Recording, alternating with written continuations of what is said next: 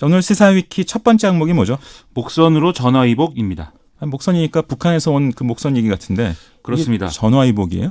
어떤 면에서는 이제 그렇게도 비춰질 수 있게 됐는데요. 이 목선을 타고 북한 사람들이 귀순을 해온 사건과 관련해서 뭐 여러 의혹들이 제기가 되는 상황인데 이것 때문에 야당들이 지금 국정조사를 요구하고 있거든요. 예. 그런데 이게 오히려 국회 정상화에 또 계기가 될 수 있을 것인지 이런 얘기들이 나오고 있어서 좀 상황을 정리를 해봤습니다. 목선 사건이 국회 정상화로 이어질 수 있다. 뭐 이런 얘기인데. 그럼 자유한국당도 국정조사에 찬성한 거죠? 의원총회에서 나경원 원내대표가 이 사건은 국기문란이고 국민에 대한 배신이다라면서 전면적인 국정조사가 필요하다 이렇게 얘기를 했습니다. 네. 또 황교안 대표도 청와대가 이 사건을 축소 은폐하려고 시도한 것이다라면서 안보 라인의 경질 이런 것들을 요구를 했는데요.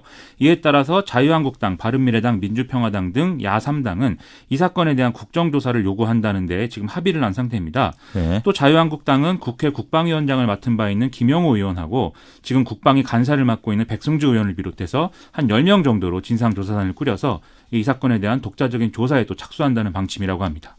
여당은 어떤 입장인가요? 지금 국회 정상화 협상 중인데 갑자기 국정조사를 요구하는 것은 받아들이기 어렵다 이런 입장을 얘기를 하고 있는데요. 네. 그래서 국회를 먼저 정상화시킨 다음에 국방위원회에서 현안 질의를 통해서 국방부 장관의 답변을 듣는 이런 정상적인 절차를 좀 진행하는 것이 우선이다 이런 입장입니다. 정의당도 여당의 이런 주장에 지금 동조를 하고 있는 상황인데요. 네. 하지만 논의가 앞으로 쭉 진행이 되면 이 야3당의 어떤 국정조사 요구가 국회 정상화 협상의 어떤 타결의 계기가 될 수도 있지 않겠느냐 이런 전망도 가능한 것이 또 사실입니다. 진짜 전화위복이 될 수도 있다는 얘기인데 야당들이 국정조사를 확인하고 싶어하는 의혹의 핵심 어떤 것들입니까? 먼저 군 당국이 이 사건에 대해서 브리핑을 할 때 청와대 행정관이 여기에 참관을 했다라는 거거든요. 네. 그게 뭔가 청와대가 군에 가이드라인을 줘서 이 사건을 축소하거나 또는 좀 일부 은폐하려고 한 거 아니냐 뭐 이런 얘기인 건데요. 17일과 19일에 국방부 기자실에서 이 군 당국의 백그라운드 브리핑이 이제 진행이 된 게 사실입니다. 네. 이런 자리는 이제 기자실을 통제하고 제한된 인원만 참석토록 해서 보안을 유지하게 되어 있는데 여기에 이제 현역 군인 신분인 이 청와대 행정관이 들어와 있었고 청와대 행정관이지만 이제 군인으로서 파견 근무하는 그렇습니다. 이런 분이군요. 그렇습니다.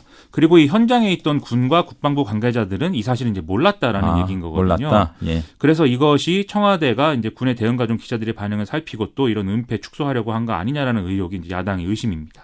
청와대는 여기에 대해서 어떻게 해명을 했나요? 일단 기자들의 질문 내용을 통해서 여론을 확인하기 위한 목적으로 이제 행정관이 브리핑에 간 거는 사실이다 이렇게 얘기를 하고 있는데요. 하지만 사전에 어떤 국방부하고 내용을 조율하거나 한 것은 없기 때문에 뭐 은폐나 축소하고는 관계가 없다 이렇게 해명을 하고 있습니다. 네. 그리고 이 행정관은 한일 간 초계기 갈등이 벌어졌을 때도 마찬가지로 이 백그라운드 브리핑에 참석한 일이 있기 때문에 이게 또 특별한 일이 아니다라고 얘기를 하고 있는데요. 국방부도 언론을 통해서 이 청와대하고 비슷한 해명들을 지금 내놓는 상황입니다. 그 10월 사건 당시에 해경이 정확한 상황을 청와대와 국방부에 알렸다. 그런데 당국이 이 상황을 축소했다. 이런 의혹도 제기되지 않았나요? 그렇죠. 당일에 이제 해경이 작성한 그 상황 보고서가 공개가 되면서 그런 의혹이 제기가 됐는데요. 이 점에 대해서 청와대는 어제에 이어서 오늘도 해명에 나섰습니다. 네. 북한 사람이 귀순을 해왔을 때 국정원 등의 이 합동 정보 조사를 실시하게 돼 있는데 이게 끝날 때까지는 이제 일반에 알리지 않는 게 원칙이다라는 건데요. 그렇군요. 그런데 이 사건의 경우에는 중간에 목선이 이렇게 넘어오고 뭐 이렇게 들어왔다라는 사실들이 언론을 통해서 보도가 됐기 때문에 일종의 이제 사고가 됐다라는 것이죠. 그래서 이런 경우에는 보도에 관련된 대목만 간단히 해명하도록 이 방침이 정해져 있는데 거기에 따르다 보니까 이번 논란까지 이어졌다라는 게 청와대의 설명입니다. 이 목선이 들어온 것이 삼척항인데 이거를 삼척항 인근이라고 발표했다.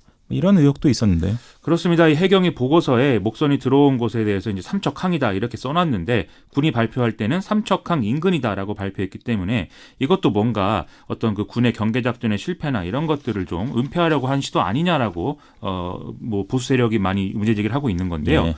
청와대는 여기에 대해서도 배가 들어온 곳이 부두의 끝과 방파제의 연결 부분이었기 때문에 이걸 삼척항이라고 해야 될지 삼척항 인근이라고 할지 아니면 삼척항에 있는 방파제라고 해야 될지가 좀 애매한 것이 사실이다. 애매한 경계쯤에 있었다. 그렇습니다. 예. 그렇게 설명을 하고 있습니다. 그래서 이렇게 계속 이 청와대가 해명들을 쭉 하고 있는 상황인데요. 이 사안의 성격상 지금 뭐 모두가 만족하는 답변은 뭐 이렇게 나오기가 어려울 것 같거든요. 예. 그렇기 때문에 역시 어떤 방식으로든 좀 국회에서 따지는 것이 여러모로 낫지 않겠느냐 이런 생각을 좀 하게 됐습니다. 자, 오늘 시사위키 두 번째 항목은요. 누진제 완화 좌초 위기입니다. 그러니까 누진제를 완화해서 전기료 부담을 좀 줄여주자 이런 얘기가 있었는데 이게 좌초위기에 놓였다고요?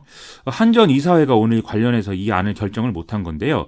이 말씀하신 이제 누진제 완화안 같은 경우에는 민관합동 전기요금 누진제 TF가 여러 가지 세 가지 안을 이제 내놨다가 그 중에 최종 권고안을 결정해서 한전 이사회가 의결하도록 이렇게 한 거거든요. 네. 근데 오늘 이게 의결이 안 됐다는 것이죠. 이 권고안은 누진 구간을 확대해서 한 1,629만 가구에 1만 원 정도의 전기요금 할인을 가능케 할 것으로 예상이 됐었는데요. 이에 따라서 다음 달부터 당장 누진제 완화를 좀 적용하려던 정부의 계획은 수포로 돌아갈 가능성이 커진 상황입니다. 1,600만 가구에 만 원이면은 1,600억 정도 이 정도로 보이는데 한전 이사회가 왜 이런 결정을 못 내린 거죠? 결론적으로 말해서 한전의 재무 건전성에 악영향을 미칠 수 있다라는 우려 때문인데요.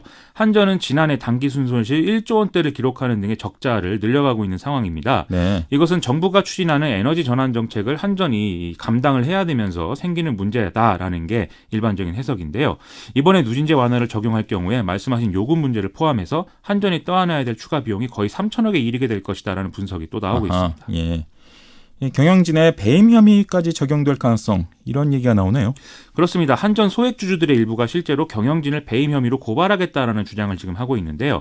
이 누진제 개편 관련 공청회 과정에서도 이런 주장들이 막 나왔습니다. 이 누진제 개편안이 한전의 적자로 귀결된다면서 이에 반대하는 의사표시가 이제 공개적으로 나왔다는 거죠. 한전이 이사회가 누진제 완화 권고안을 최종 결정할 경우에 이 배임에 해당되는지 여부를 로펌에 좀 의뢰해서 알아봤다라는 소식도 있는데요. 네. 심지어 이 과정에서 외국인 주주가 투자자 국가 간 소송을 걸 수도 있다라는 시나리오까지 살펴본 것으로 그렇게 보도가 나와 있는 상황입니다. 그러니까 전기료 깎아줘서 그만큼 한전의 이익이 줄어들면 주주들의 이익이 그만큼 침해되니까 이게 배임이 될 수도 있다. 이러니까 이제 이사회가 결국 이들의 불만을 반영해서 이제 일단 주춤한 상태가 돼버린 건데 본인들도 불만스러울 수 있을 것 같습니까? 그렇습니다. 이 주주들뿐만 아니라 이사회도 좀 이 불만을 갖고 있는 거 아닌가 싶은 건데요. 한전 내부 분위기를 알 수 있는 사례가 지난 11일 공청회에서 영업본부장이 전기요금 원가를 공개하는 방안을 모색해보겠다 이렇게 얘기를 한 거거든요. 네. 이것은 전기요금 인상을 통해서 지금 손실을 보존할 수밖에 없다라는 논리를 만들기 위한 시도로 지금 해석이 되는데 네. 하지만 결과적으로 전기료 인상은 없다는 정부 입장과는 좀 상충되는 이런 얘기가 되기 때문에 좀 논란이 커졌었습니다. 한전은 원가 공개 검토 발언 취지는 이 어떤 그 용도별 이 가격을 얘기하는 게 아니라 발전, 송전, 배전, 판매 등의 단계별 원가를 공개하는 방법을 알아보겠다라는 것이었다면서 좀 입장을 일부분 후퇴해 놓은 그런 상황입니다. 어쨌든 정부의 대책이 필요해 보이는 건 분명해 보이네요. 그렇습니다. 지금 말씀하신 대로 정부 지원 계획이 없이 이사회가 누진제 개편안을 의결하면 배임 논란을 피해가기 어렵다는 게 앞서의 로펌의 어떤 판단이기도 했다는 건데요. 이에 따라서 한전 이사회가 누진제 개편안을 최종 의결할 경우에 정부가 올해 예산 중에 한 650억에서 700억 가량을 투입하는 방안을 한전에 이제 얘기를 했다라는 보도도 나왔고, 네. 그다음에 전기 사용량이 가장 적은 1단계 소비자에게 월 4,000원 한도로 요금을 깎아주도록 되어 있는 필수 사용량 보장 공제를 폐지해서 수익성을 개선하는 방안을 추진하기로 했다. 이런 보도도 나온 바가 있습니다. 이를 통해 소비자가 더 내게 되는 요금은 4천억 가량이라고 하니까 이게 좀 손실을 만회하는 셈이기도 한데요. 하지만 정부는 이에 대해서 이런 보도의 내용은 사실 무근이다라고 지금 해명을 한 상황입니다. 근데 그렇게 되면 저소득층이나 취약계층이 비용을 더 지불하는 이런 결과가 나오지 않습니까? 그렇게 볼 수가 있다는 것이죠. 그래서 아마 정부도 그런 입장을 낸 것인데요. 네. 특히 필수 사용량 보장 공제 폐지의 경우에는 집에 지금 냉방기구를 마련할 여력이 되는 계층의 전기요금 인하를 위해서 취약계층이 비용을 더 부담해야 되는 이런 모양새가 될 수가 있다는 거죠. 그래서 참 해결책을 찾기가 어려운 상황이 되고 있다. 이렇게 말씀을 드릴 수가 있을 것 같습니다. 예. 오늘 여기까지 듣겠습니다. 수고하셨어요. 고맙습니다. 김민아 기자였습니다.